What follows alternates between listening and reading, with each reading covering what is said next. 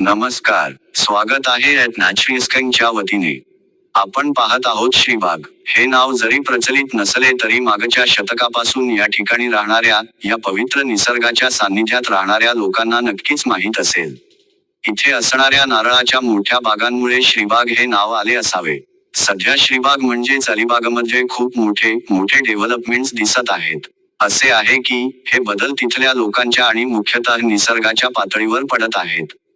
पण एक गोष्ट विशेष जाणवते की, समुद्रकिनाऱ्यावर चालू असलेली मानवाची धडपड पर्यटकांना सोयीची असेल, पण तिथल्या जैवविविधतेला उपयोगाची असेलच असे नाही. नैसर्गिक समुद्रकिनारे हे निसर्गाच्या गरजेनुसार असतात. आणि आज नाही तर उद्या निसर्ग त्याची गरज आणि मर्यादा नक्कीच दाखवून देईल. असे आहे की, मानवी हस्तक्षेप स्वच्छतेच्या बाबतीत वाढू द्यावा.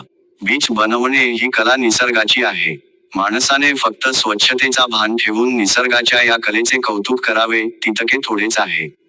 असो, भेटू पुढच्या व्हिडिओमध्ये, जिथे निसर्ग दिसतो आणि त्याचे मनोगत आपण ठरवायचे.